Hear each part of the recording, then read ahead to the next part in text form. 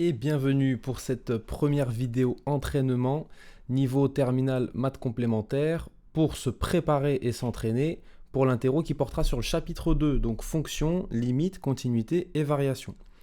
Alors dans ce chapitre, on a plusieurs points de cours. Là, dans cette première vidéo, on va se concentrer uniquement et simplement sur le premier point, autrement dit tout ce qui concerne les dérivés, les opérations sur les fonctions dérivables, l'essence de variation de fonction et déterminer des extrémums locaux. Donc voilà pour le programme, il y a deux exercices qui vont nous intéresser pour cette vidéo. Le premier exercice, le voici, il apparaît en haut à gauche. On va étudier à chaque fois une fonction f définie sur un ensemble D et on a quatre choses à faire. Premièrement, justifier qu'elle est dérivable et préciser le domaine de dérivabilité. En second temps, on va exprimer f' de x en fonction de x. Puis, on va étudier le signe de f', autrement dit dresser un tableau de signes. Et pour finir, on va étudier les variations de f en dressant un tableau de variations. Il y a 6 fonctions qui vont nous intéresser. Vous pouvez mettre pause et dans un premier temps, essayer de faire ces 4 choses pour ces 6 fonctions. Puis ensuite, vous pourrez mettre play pour la correction. On est donc parti pour l'étude de la première des 6 fonctions. Je vous ai mis en haut à droite un rappel de cours sur les dérivés usuels et en bas à gauche, le rappel de cours sur les opérations sur les dérivés. La dérivée d'une somme, c'est la somme des dérivés. La dérivée d'un réel fois une fonction, c'est ce même réel fois la dérivée de la fonction, etc., etc. Le premier point, il va être vite vu. Pourquoi f est dérivable? Eh bien, elle est dérivable comme fonction polynôme. Effectivement, ça c'est une propriété du cours. Toute fonction polynôme est dérivable et elle l'est en plus sur R, l'ensemble des réels. Donc je vous ai mis sur l'ardoise quelques petits exemples de fonctions polynômes. Moins x carré plus 7, c'est un polynôme de degré 2, c'est dérivable sur R. X cube plus 2x moins 7, si j'ai une fonction qui est définie comme ceci, c'est un polynôme de degré 3, c'est dérivable sur R. Et des exemples avec des polynômes de degré un peu plus haut, x puissance 21 moins 21x, c'est un polynôme du degré 21, et c'est aussi dérivable sur R. Donc on n'oublie pas la petite phrase f est dérivable sur R comme fonction polynôme. C'est parti pour calculer la dérivée, on va le faire ensemble. Donc on va commencer par la dérivée de 2x cube, donc ça va faire 3 fois 2x carré, donc 6x carré. Moins 6x carré, si je le dérive, ça me fait moins 2 fois 6 fois x, donc moins 12x. Plus 9x, si je dérive ceci, ça va me donner plus 9. Et moins 5, si je dérive une constante, ça me donne toujours 0. Je mets le petit rappel de cours qui nous a permis d'arriver là. Donc nous, la propriété qu'on connaît, c'est que la dérivée de x puissance n, c'est n fois x puissance n moins 1. Eh bien, on a cette nouvelle propriété. Une fonction 1 réel fois x puissance n, donc k fois xn, si je le dérive, ça me donne k fois n fois x puissance n moins 1. Je dis nouvelle propriété, mais en fait, on a juste cumulé la première propriété, x puissance n, sa dérivée, c'est n x puissance n moins 1, avec la deuxième propriété en bas à gauche, que une constante fois une fonction, si je dérive, c'est juste cette constante fois la dérivée de la fonction. Ensuite, on a juste appliqué le fait que la dérivée d'une somme, c'est la somme d'une dérivée. Et voilà comment on a trouvé donc 6x carré moins 12x plus 9. On a donc l'expression de f' de x. On va juste peut-être factoriser puisque ça va peut-être nous servir plus tard. Là, on peut factoriser par 3. Ça fait 3 facteurs de 2x carré moins 4x plus 3. Et voilà la forme donc factorisée de f' de x. Maintenant, on va devoir étudier son signe. Pour l'étude du signe, je vais proposer deux méthodes. Donc une à gauche avec delta. Donc delta, c'est le discriminant. Si vous ne savez pas ce que c'est, on va bien sûr utiliser la méthode de droite avec une identité remarquable. IR pour identité remarquable. On commence par l'utilisation du discriminant. Je rappelle le discriminant d'un polynôme. Donc si on prend un polynôme ax carré plus bx plus c, un polynôme de degré 2, le discriminant delta, c'est b carré moins 4ac, et ça va me permettre de déterminer le nombre de racines du polynôme. Qu'est-ce que c'est qu'une racine d'un polynôme? C'est les valeurs de x qui annulent ax carré plus bx plus c, le polynôme. Autrement dit, les valeurs telles que ax carré plus bx plus c vaut 0. Maintenant, pourquoi c'est utile de calculer le delta? Parce que s'il est négatif strictement, on sait qu'il y aura 0 racine au polynôme. S'il est nul, il y aura une racine unique au polynôme. Et s'il est strictement positif, il y aura 2 racines au polynôme. J'ai donc réécrit l'expression de f' de x. Par souci de place, je n'ai pas réécrit pour tout x dans df'. Bien évidemment, il faudrait l'écrire. Donc comme f' de x c'est 3 facteurs de ce polynôme de degré 2, j'ai mis en couleur petit a, petit b, petit c, pour bien faire apparaître avec la formule du delta, b carré moins 4ac, et remplacer par les valeurs respectives. Alors donc, je réécris bien b carré moins 4ac, n'oubliez pas le 4 ici. Donc en remplaçant par les valeurs, on a donc 16 moins 4 fois 2 fois 3 qui va me donner donc 8 fois 3, 24, et 16 moins 24, ça va nous donner moins 8. Donc notre discriminant, eh bien quel est son signe? On a un delta qui est strictement négatif. Ça me permet de dire qu'il n'y a aucune racine à ce polynôme-là. Autrement dit, ce polynôme ne va jamais changer de signe. Il sera soit toujours positif, soit toujours négatif. Donc on peut conclure, donc, 2x carré moins 4x plus 3 ne change pas de signe sur R. C'est bien beau tout ça, mais il reste à savoir, est-ce qu'il ne change pas de signe en étant positif ou négatif? Si je vous dis qu'une fonction, elle ne change jamais de signe, pour connaître le signe sur toute la fonction, il suffit d'étudier le signe sur une seule valeur. Donc on va le faire pour une seule valeur. Donc f' de x, je rappelle, c'est 3 facteurs de 2x carré moins 4x plus 3. Si on prend par exemple x égale 0, si je remplace par 0, ça me fait 3 fois 2 fois 0 carré moins 4 fois 0 plus 3, il reste que 3. Ça vaut 9 qui est strictement positif. Autrement dit, en fait, comme c'est positif quand x vaut 0, c'est positif partout, pour tout réel x. Donc on peut rajouter 2x carré moins 4x plus 3 ne change pas de signe sur R et est toujours positif. Strictement positif. Alors, c'est utile de savoir ça pour dresser le tableau de signes. J'ai donc f' de x qui est toujours positif sur R. Ça va nous permettre de faire le dernier point, les variations de la fonction f. Petit rappel de cours.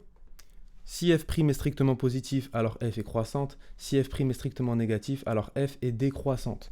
Donc ici, f' est toujours positive. Donc pour les variations de f, eh bien on sait que f est donc croissante sur R tout entier.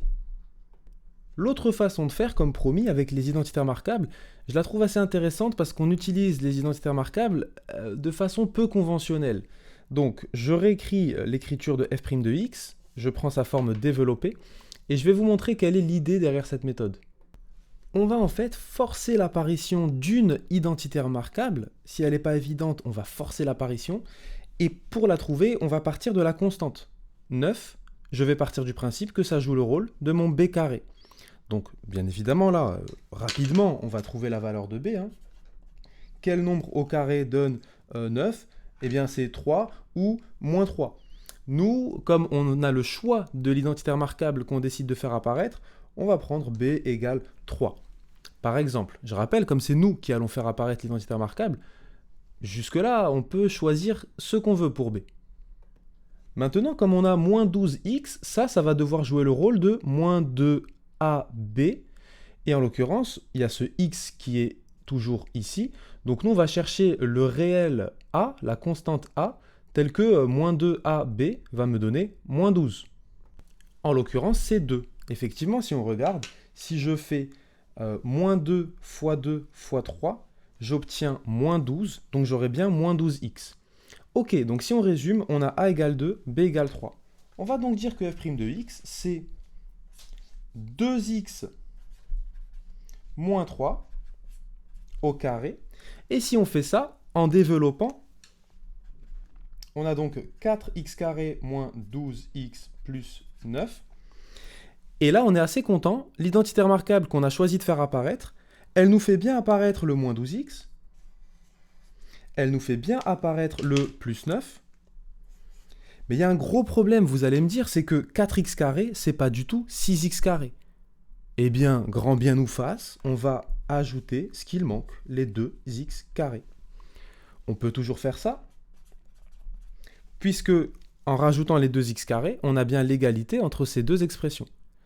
À quoi ça sert, me direz-vous? Eh bien, si on se contente de la forme factorisée, donc on oublie celle-ci, ici, avec la forme factorisée de l'identitaire marquable, on remarque que 2x moins 3, le tout au carré, c'est positif, puisque c'est un carré. Et si j'ajoute 2x carré, c'est positif, Donc si j'ajoute quelque chose de positif à un truc positif, eh bien c'est positif. Donc même conclusion que tout à l'heure avec le delta, f' de x est strictement positif, et ce, pour tout x appartenant à R. On pourrait donc conclure ensuite avec le même tableau de signes, puis de variations, pour respectivement f' et f. Donc voilà, c'est une astuce qui est peu conventionnelle, c'est assez rare d'avoir besoin de faire apparaître une identité remarquable, mais ça peut vous sortir de situations un peu cocasses comme celle-ci. Deuxième fonction définie par f de x égale 2 sur x moins 3x carré moins 4 racine de x. Elle est définie sur R plus étoile, l'intervalle 0 exclu plus l'infini exclu. Comment justifier qu'elle est dérivable? La phrase classique, f est dérivable sur l'intervalle 0 plus l'infini, comme somme de fonctions dérivables sur cet intervalle. En effet, précisons quelles sont les fonctions qu'on a sommées. La fonction qui a x associe 2 sur x, elle est bien dérivable sur... Donc pour cet intervalle-là, je vais écrire R plus étoile. La fonction 3x carré, donc celle qui a x associe 3x carré, elle est dérivable sur R plus étoile. Et la dernière fonction qu'on a sommée, c'est 4 racines de x. Ah, pardon, c'est x qui associe 4 racines de x. Cette fonction-là, elle est bien dérivable sur R plus étoile. Alors, vous allez peut-être vous dire, en fait, on n'a pas sommé ces trois fonctions parce qu'on a moins 3x carré et moins 4 racines de x. Donc, on peut tout à fait dire que la fonction qui a x associe moins 3x carré est dérivable, et la fonction qui a x associe moins 4 racines de x est dérivable. Et on a bien f qui est égal à la somme de ces trois fonctions. On va le faire apparaître explicitement. En effet, si j'appelle u cette fonction-là, v cette fonction-là et w cette fonction-là, j'ai bel et bien que f de x, c'est la somme de u plus v plus w. Donc comme ces trois fonctions sont dérivables, f est donc dérivable comme somme de fonctions dérivables sur cet intervalle. On est parti pour le calcul de f' de x. Alors, on met soit x appartenant à 0 plus l'infini. Maintenant, vous connaissez la dérivée de 1 sur x et la dérivée de racine de x. Ce sont les dérivées usuelles qu'on peut revoir en haut à droite si on a oublié. Maintenant, avec un petit coup de baguette magique, on va rajouter une constante. Voilà qui est fait, au brouillon sur l'ardoise. Donc la dérivée de k sur x, c'est moins k sur x carré. Et la dérivée de k racine de x, c'est k sur 2 racines de x. Donc maintenant qu'on sait ça, on peut y aller.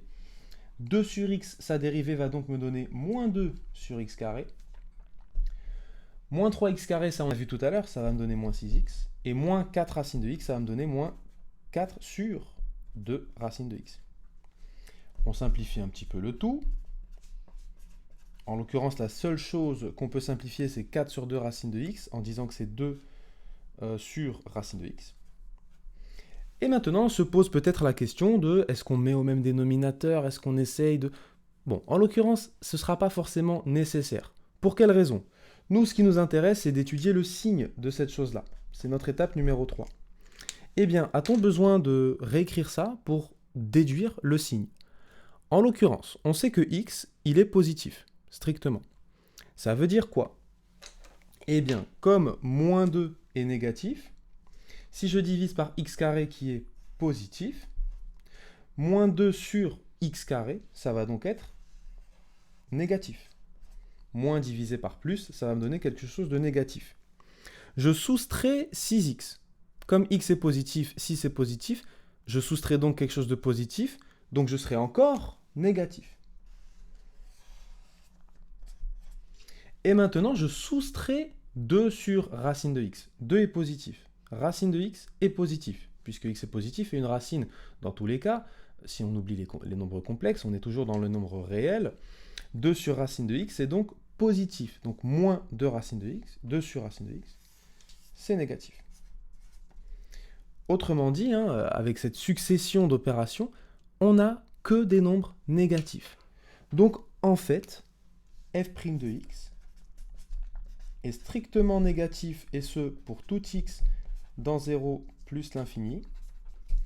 Et alors, comment on aurait pu rédiger? Parce que là, c'est bien beau, les cercles verts, mais c'est pas très rigoureux comme rédaction. Eh bien, je vous propose d'écrire, car moins 2 sur x carré, c'est négatif. Moins 6x, c'est négatif. Et moins 2 sur racine de x, c'est négatif. Et ce, pour tout x appartenant à cet intervalle. Donc, eh bien en fait, comme f' de x, ce n'est rien d'autre que la somme de moins 2 sur x carré, moins 6x et moins 2 sur racine de x, on peut donc conclure que f' de x, c'est strictement négatif. En fait, l'idée, c'est très simple. J'enlève 3, j'enlève 9, j'enlève 8, par exemple. Il est évident qu'au final, j'aurai un résultat négatif. J'ai fait qu'enlever des nombres positifs. Donc, cette idée-là va nous permettre de conclure sur le signe de f'. Et on est parti pour le tableau de signes. Donc, notre tableau, donc x est défini sur l'intervalle 0 plus l'infini, et 0 est exclu. Donc, on n'oublie pas la double barre, pour bien préciser que 0 est une valeur exclue. Et on vient de voir juste avant que la dérivée est négative sur cet intervalle. Bon, bah super, il ne nous reste plus qu'une seule chose à faire, ce sont les variations de f. On a vu tout à l'heure que si f' est négative, alors f est décroissante. Et bien voilà, aussi simplement que ça, on a trouvé les variations de f sur 0 plus l'infini. Troisième fonction, on a f de x égale e de x moins x plus 3, définie sur R. Donc première étape, on a commencé à comprendre, donc je suis allé un petit peu vite, f est dérivable comme somme de fonctions dérivables. Alors, attention à ne pas aller trop vite, sinon on oublie des choses. Ici, qu'est-ce qu'il manque? Le domaine de dérivabilité. On doit dire f est dérivable sur R comme somme de fonctions dérivables sur R. En effet, quelle est la somme de fonctions qui sont dérivables? Eh bien, la fonction qui a x associe e de x, elle est bien dérivable sur R, ça c'est une fonction usuelle. Et la fonction qui a x associe, moins x plus 3, elle est bien dérivable sur R comme fonction affine. On a vu que les fonctions polynômes sont dérivables sur R. Une fonction affine, c'est un cas particulier de fonction polynôme. C'est un polynôme de degré 1, en fait. Donc ici, on a bien f qui est la somme de ces deux fonctions, donc elle est bien dérivable sur R. Reste plus maintenant qu'à calculer f' de x. Alors, j'ai mis sur l'ardoise quelques infos importantes sur la fonction exponentielle. Voici sa représentation graphique. L'allure de la courbe, c'est une fonction qui est croissante, toujours strictement positive, et elle vaut 1 en 0. Autrement dit, e de 0 égale 1. Autre chose, cette fonction exponentielle, sa dérivée, c'est elle-même. Elle est d'ailleurs très connue pour ça. Et est-ce qu'il y a d'autres choses à dire là-dessus? Non. Donc, maintenant, pour dériver f, eh bien, je vais dériver déjà e de x, donc on vient de dire c'est elle-même, donc e de x, moins la dérivée de x, c'est donc 1, plus la dérivée de 3, c'est 0. Toute constante admet comme dérivée 0. Et donc on a fini, f' de x, c'est égal à ex moins 1. Alors, reste maintenant à étudier le signe de f' de x. Eh bien, maintenant qu'on a la représentation graphique, il faut vraiment l'avoir tout le temps en tête, cette représentation graphique de la fonction exponentielle. Ça, c'est la courbe de e de x. Maintenant, si je veux e de x moins 1, eh bien en fait, ça veut dire que en 0, par exemple, j'aurai quoi comme valeur? J'aurai e de 0 moins 1. Autrement dit, e de 0 moins 1, ça fait 0.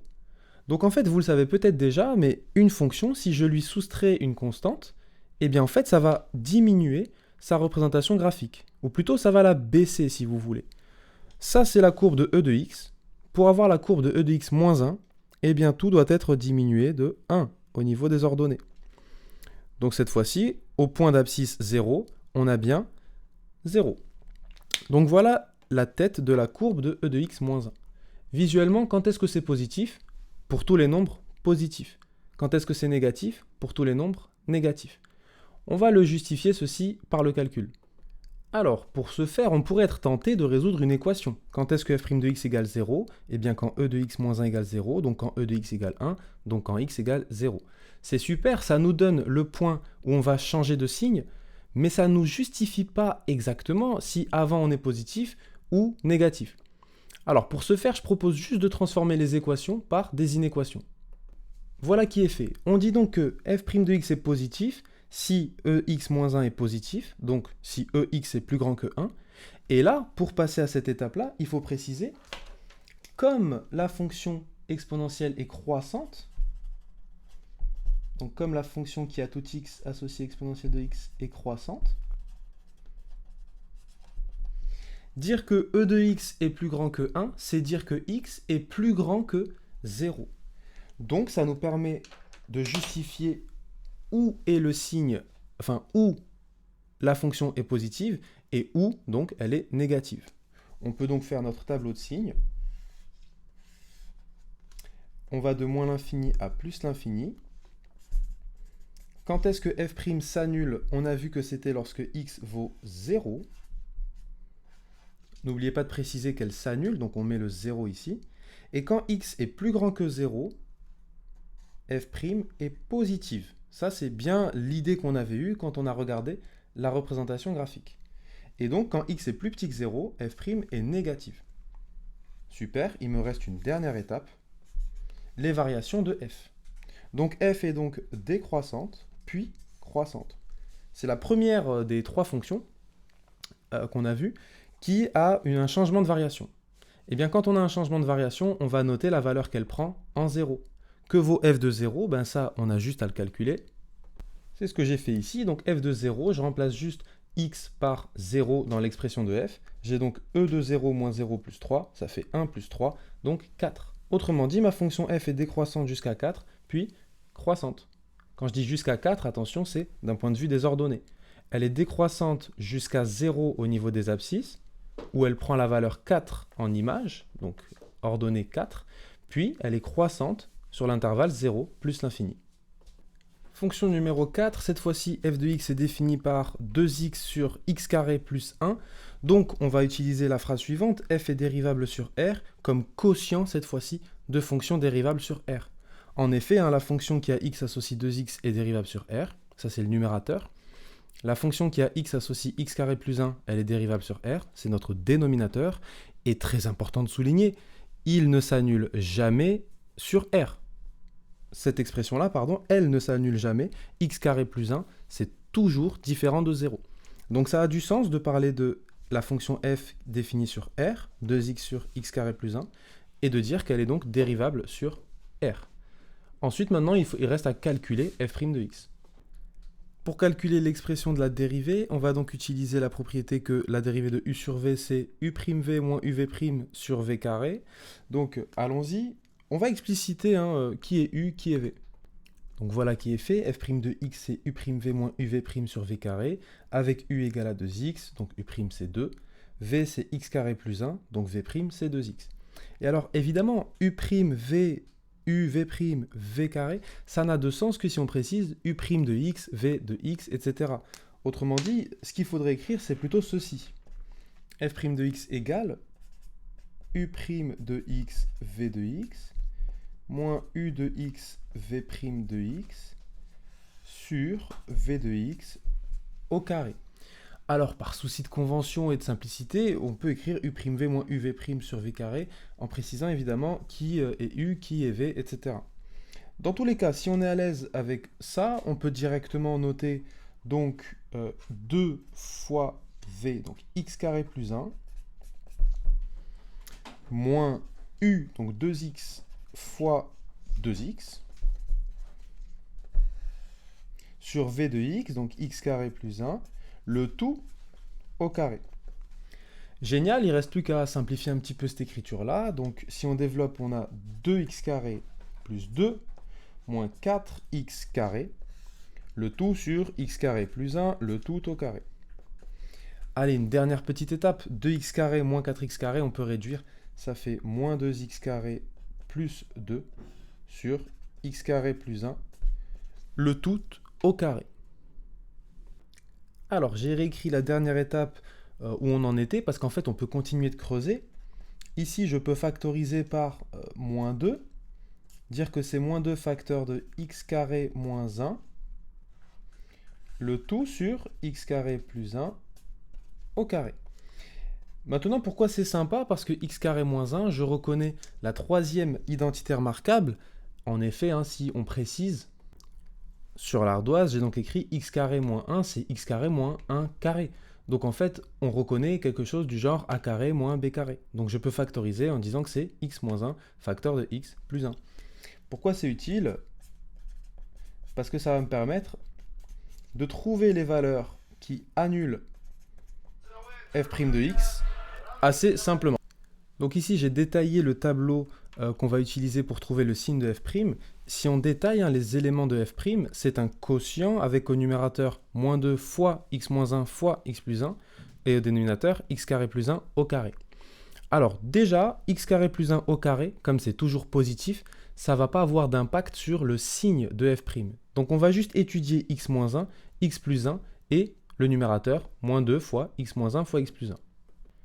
Donc si on commence avec x moins 1, on remarque que ça s'annule quand x égale 1, et vous connaissez déjà peut-être par cœur où est le signe du coefficient devant a. Si vous ne le connaissez pas par cœur, rassurez-vous, vous avez juste à calculer le signe, enfin à trouver le signe pour un des nombres de x inférieur à 1, et vous saurez que le signe est opposé ici. Je m'explique. Je prends x égale 0 par exemple, et j'étudie le signe de 0 moins 1. 0 moins 1 c'est négatif, donc comme le signe ne va pas varier ici, tout le monde ici sera négatif. Ici, on peut d'ores et déjà conclure qu'ici ce sera plus, l'opposé, mais on peut tester. Si je prends une valeur n'importe laquelle plus grande que 1, 2, eh bien 2 moins 1 c'est positif, donc c'est bien plus. On fait la même chose avec moins 1 pour x plus 1, ça s'annule ici. Donc en fait, ici, si on détaille, on a deux cases avec moins et moins. Pour x plus 1, même chose, on va remarquer qu'ici, on est...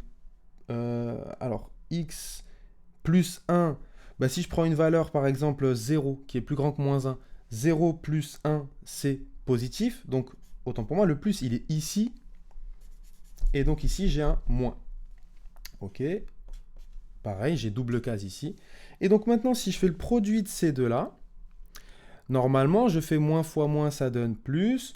Moins fois plus, ça donne moins. Et plus fois plus, ça donne plus. OK. Maintenant, je sais que je multiplie par moins 2, qui est négatif. Donc en fait, c'est comme si j'avais un troisième moins qui se rajoutait. Donc moins, moins, moins, ça va faire moins. Sur 0, ça fait 0. Moins, plus, moins, ça va faire plus. J'ai un nombre pair de facteurs négatifs. Ici, j'ai 0. Et plus, plus, moins, j'ai un nombre impair de facteurs négatifs. Donc c'est négatif. Autrement dit, f' de x, c'est négatif jusqu'à moins 1, positif puis négatif. Donc, on en profite pour faire les variations de f. Eh bien, notre fonction f, elle est décroissante, puis croissante, puis décroissante. On va en profiter pour mettre les valeurs de f de moins 1 et f de 1. Allons-y, on les calcule. Voilà qui est fait. Donc, f de moins 1, c'est moins 2 sur 2, donc moins 1. Je le mets ici. Et f de 1, c'est 1, vu que c'est 2 sur 2. Et donc, je le mets ici. Donc, ma fonction est décroissante. Elle atteint moins 1 en moins 1, puis elle est croissante. Elle atteint 1 en 1, puis elle est décroissante sur l'intervalle 1 plus l'infini. Et voilà. Pour la fonction numéro 5, on a f de x défini par e de x produit avec x carré moins x plus 4 défini sur R. Alors, déjà, on va préciser que f est dérivable sur R comme produit de fonction dérivable sur R. En effet, c'est le produit de la fonction u qui a x associé e de x et de la fonction v qui a x associé x carré moins x plus 4. Ces deux fonctions-là, je ne les ai pas réécrites, mais elles sont dérivables sur R. E de x, c'est une fonction dérivée usuelle. Et x carré moins x plus 4, c'est une fonction polynôme. Donc pareil, on sait qu'elle est dérivable sur R. Maintenant, petit rappel de cours, la dérivée d'un produit uv, c'est u'v plus uv'. Et bien maintenant, pour calculer f' de x, on fait u'x vx plus ux v' de x. Et en détaillant, ça donne ça. E de x facteur de x carré moins x plus 4 plus e de x facteur de 2x moins 1. J'ai détaillé qui est u', qui est v, qui est u, qui est v'.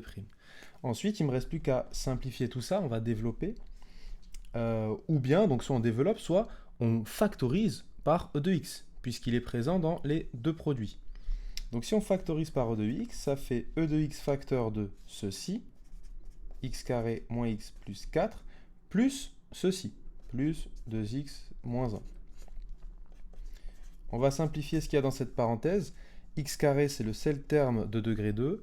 Moins x plus 2x, ça va me donner plus x. Plus 4 moins 1, ça va me donner plus 3. Génial, on a donc f' de x écrit sous la forme d'un produit. Et c'est pas mal parce que comme on cherche le signe de f' de x, c'est pas trop mal de l'avoir sous la forme d'un produit.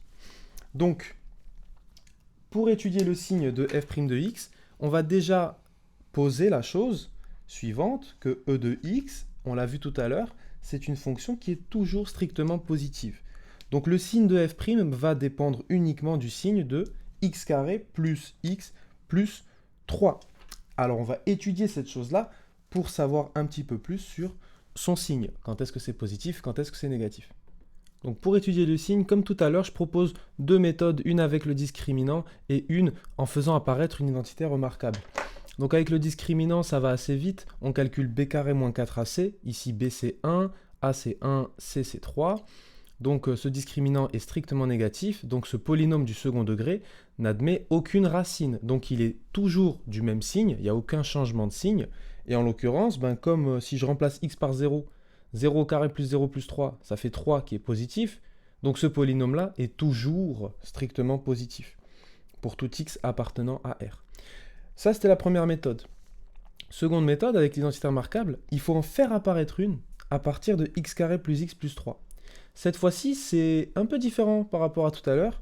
On va partir du terme x carré. On va dire qu'il joue le rôle de a carré. Donc plus x, ça doit être plus 2 fois a fois b. Nous, on cherche b. Et bien comme a, c'est x, quelle doit être la valeur de b pour que 2x fois b donne 1x? Il faut que b soit égal à 1,5, nécessairement. Donc, si j'écris ceci, j'ai trouvé mon a et mon b. Je peux donc factoriser, ce sera x plus 1,5, le tout au carré. Je rappelle la première identité remarquable ici sur l'ardoise. Maintenant, vous allez me dire, mais en fait, si on développe, on a x carré plus 2 fois 1,5, ça fait 1x. Ok, ça c'est bien, on a bien le bon début. Mais plus 1,5 au carré, donc 1 quart. On est loin du 3. C'est pas grave, on va rajouter ce qui manque. Combien je dois rajouter à 1 quart pour obtenir 3? Bon, si on veut calculer ça, il va falloir mettre au même dénominateur. 3, c'est combien de quarts? C'est 12 quarts. Donc comme j'en ai 1 déjà de quart, il faut que je rajoute 11 quarts. 12 quarts moins 1 quart. Ok, eh bien faisons ça. On rajoute les 11 quarts manquants. Et on a bien x carré plus x plus 3 qui est égal à cette forme ici. Pourquoi elle est intéressante? Parce qu'on a, tenez-vous bien, un carré ici. Donc c'est positif. Et on lui ajoute 11 quarts, qui est un nombre positif. Donc on peut, pareil que tout à l'heure, conclure, aboutir à la même conclusion, que f' de x est strictement positif, et ce pour tout x dans R. Parce que e de x est strictement positif, ce polynôme, on vient de voir qu'il était strictement positif, donc on peut conclure qu'f' de x est strictement positif, et ce pour tout x dans R. Reste plus que le tableau de signes et de variation de f, on est parti. Voilà qui est fait, c'était assez rapide, la dérivée est toujours positive sur R, donc f est croissante sur R.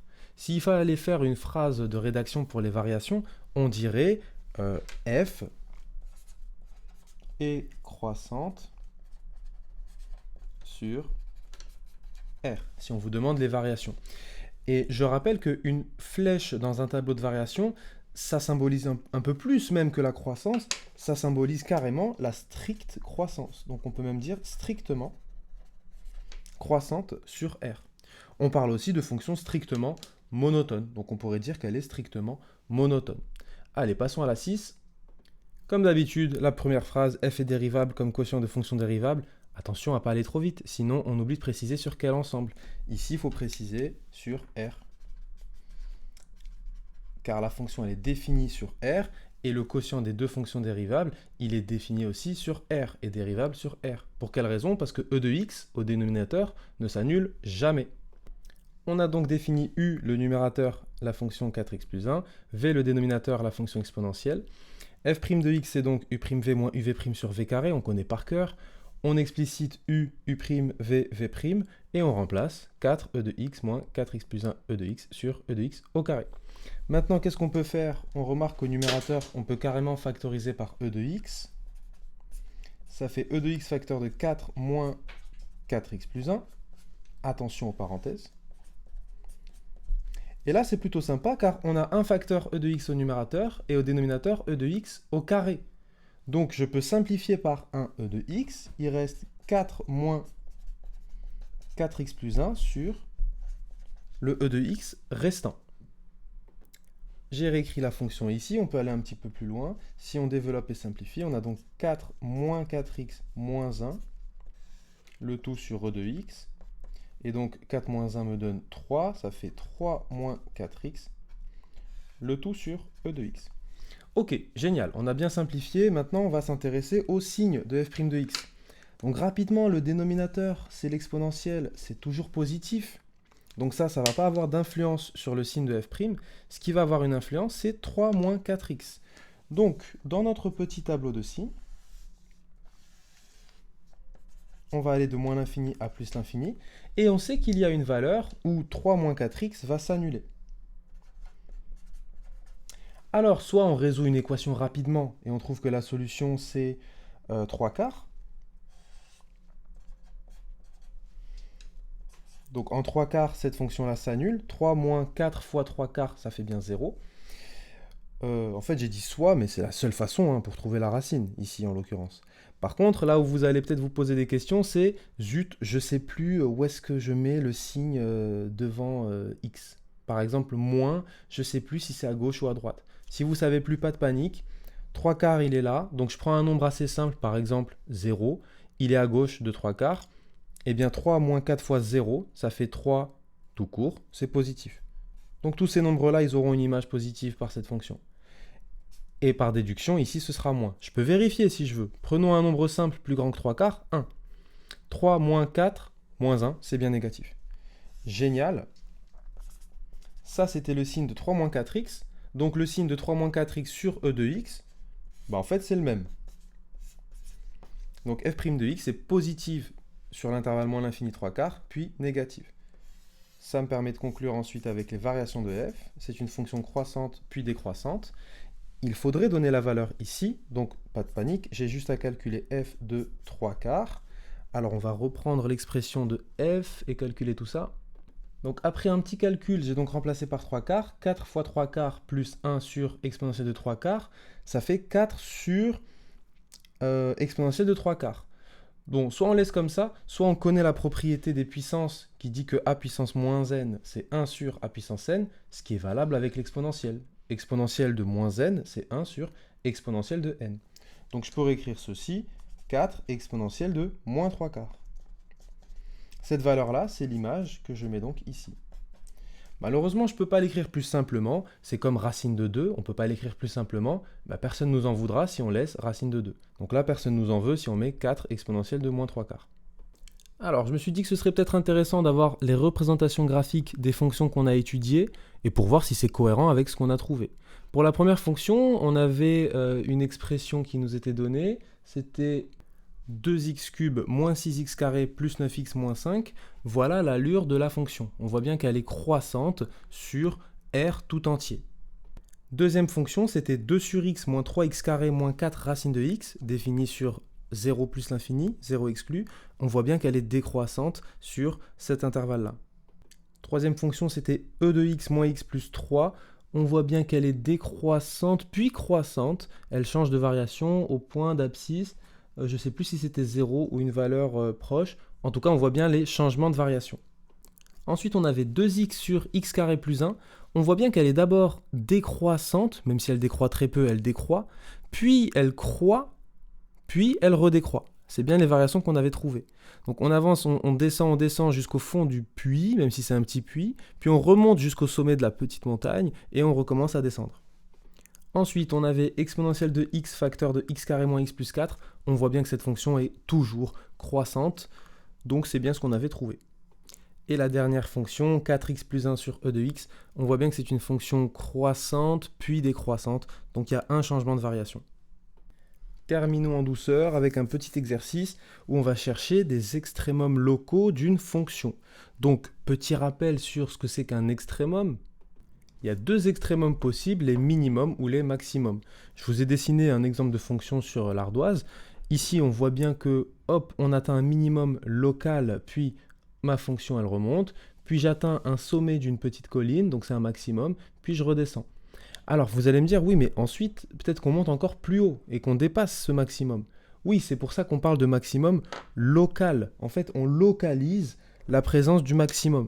Ce maximum, par exemple, il est localisé, on pourrait dire, entre ces valeurs-là, sur l'abscisse. Entre ces deux valeurs-là, sur cet intervalle, on atteint un maximum local. Ce qui se passe après ou avant, ici, ça ne nous intéresse pas puisqu'on est dans un local. On localise sur un certain intervalle la fonction. Pareil pour le minimum, hein, on pourrait se dire, il y a peut-être des valeurs où ce sera encore plus bas. Nous, ce qui nous intéresse, c'est un minimum local. Et là, vu la tête de la fonction, on pourrait parler d'un minimum global, puisque partout sur l'axe des abscisses, je n'atteindrai jamais une image inférieure à cette valeur-là. Donc ici, on a un minimum local, par exemple, et ici, on a un maximum local. On va étudier la fonction g et on va tout comprendre. Alors, donc, soit j'ai la fonction qui a x associe x cube plus 3x carré moins 9x moins 9. Cette écriture-là, hein, c'est juste pour dire donc, que g de x égale x cube plus 3x carré moins 9x moins 9. Et ce pour tout x réel. Donc maintenant, petit a, on va déjà montrer quelque chose, montrer que la dérivée, elle peut s'écrire sous une certaine forme. Avant de parler de dérivée, il faut déjà s'assurer que la fonction est bien dérivable. Ça, on l'a vu tout à l'heure. Souvenez-vous, hein, les grands 1 en chiffres romains, on n'oublie pas, g est dérivable, tout d'abord, hein, sur grand R, comme fonction. Alors, on réfléchit 2 secondes. Qu'est-ce qu'on a? X cube plus 3x carré moins 9x moins 9. Eh bien, ça, ce n'est rien d'autre qu'un polynôme. On peut préciser, si on souhaite, hein, de degré 3, car 3, c'est le plus haut exposant qu'on a dans notre expression. Donc elle est dérivable sur R. Super. Que vaut g' de x pour tout x réel? Eh bien, dérivée de x cube, ça va très vite maintenant, 3x carré, plus 3x carré, donc si je dérive ça, plus 6x, moins 9x, ça fait moins 9, et la constante, merci, au revoir, elle disparaît quand je la dérive. Donc, j'ai ceci pour ma dérivée. Maintenant, on me demande de montrer que je peux écrire g' de x comme 3 facteur de x moins 1, facteur de x plus 3. Bon, déjà, comme il y a un 3 en facteur, je peux peut-être le mettre ici. 3 facteur de x carré plus 2x moins 3. Et maintenant, si on essaye d'obtenir l'expression de l'énoncé à partir de ça, on va peut-être galérer un peu, il faudra se dépatouiller. Plus simple, c'est de partir de l'expression qui m'est donnée dans l'énoncé, puisque je sais que dans tous les cas, ça va être vrai, vu qu'on me dit montrer que. On ne me dit pas est-ce que. On sait que c'est vrai. Donc nous, en fait, ce qu'on va faire, on va calculer. C'est toujours plus simple de partir de l'expression factorisée et de la développer. C'est beaucoup plus compliqué en général de factoriser, surtout quand c'est pas évident. Bon là, je vous rassure, on s'en serait sorti. Mais comme c'est plus simple, on va faire cette méthode-là. Je développe ceci. Donc si je développe le premier membre, ça va faire 3 facteurs de x moins 3. Tout ceci facteur de x plus 1. Et je redéveloppe, donc ça me fait 3x carré plus 3x, moins 3x, moins 3. Plus 3x moins 3x, merci, au revoir. Il reste 3x carré moins 3.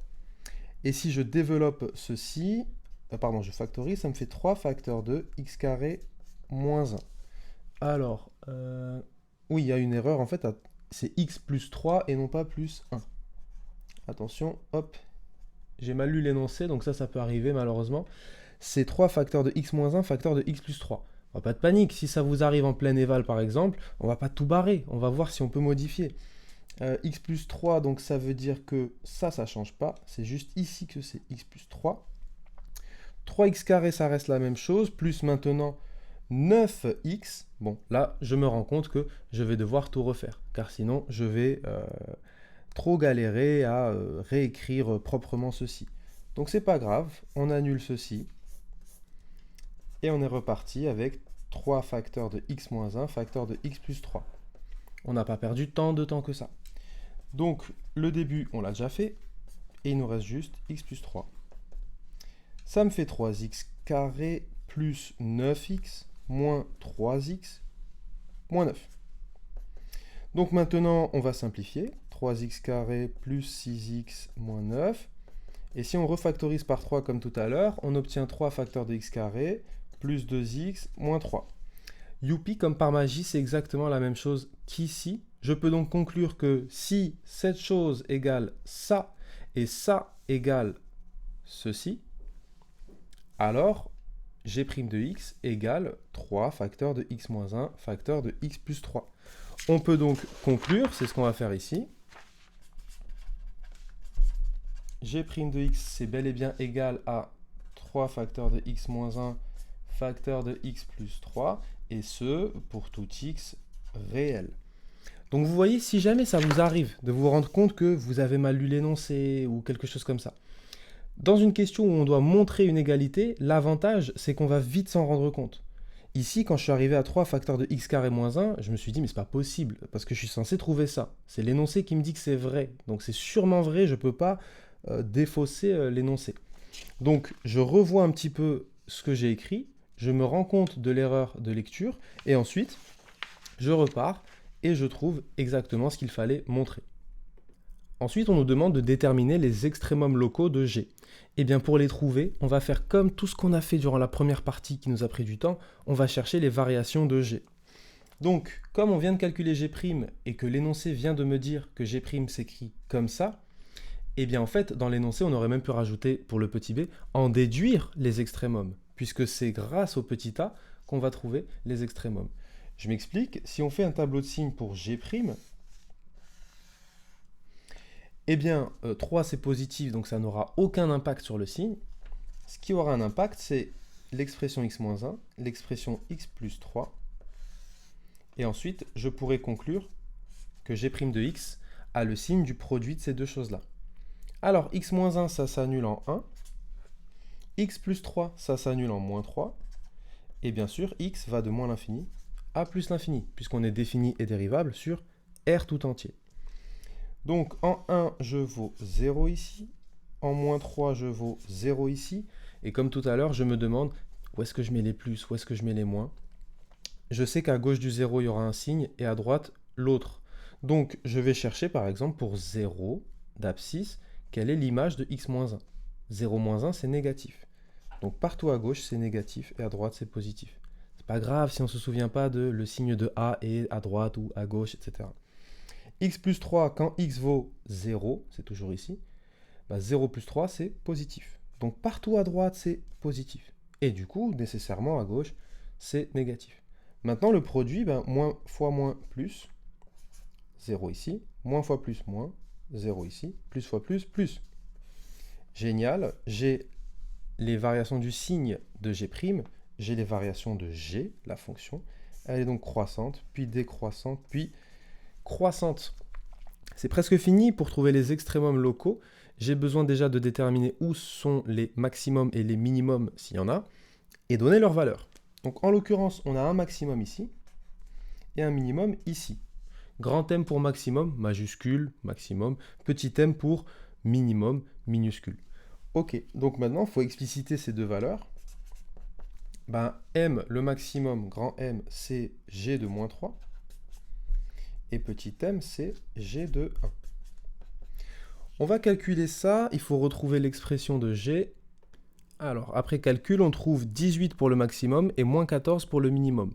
Donc, si jamais vous avez la calculatrice, vous pouvez tout à fait définir votre fonction. Dans l'onglet ici, fonction, vous avez f de x que j'ai défini qui est donc égal à x cube plus 3x carré moins 9x moins 9. Vous pouvez voir son graphique. On voit bien qu'elle est croissante, décroissante, puis croissante.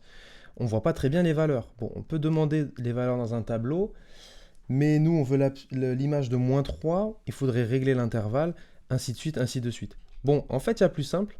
Une fois que j'ai défini ma fonction, je peux aller dans le menu dans Calcul. Et là, si j'appelle, si j'appuie sur la touche var, ici, normalement, je peux faire appel à une fonction que j'ai définie, donc là, f de x, et je peux calculer l'image de moins 3. Et par exemple, ici, ça me donne 18. Je peux refaire la même opération pour calculer l'image de 1, et ça me donne moins 14. Bon, c'est plutôt pratique de définir une bonne fois pour toute la fonction et de trouver les images. Donc, il faudrait faire une petite phrase de conclusion. G admet un maximum local atteint en moins 3 qui vaut, ou qui est, 18. Et on pourrait faire la même phrase pour le minimum. G admet un minimum local. Il est atteint en 1 et il vaut moins 14. Et voilà, on a donc répondu à la question déterminer les extrémums locaux de G. Et voilà pour le point 1 du chapitre 2.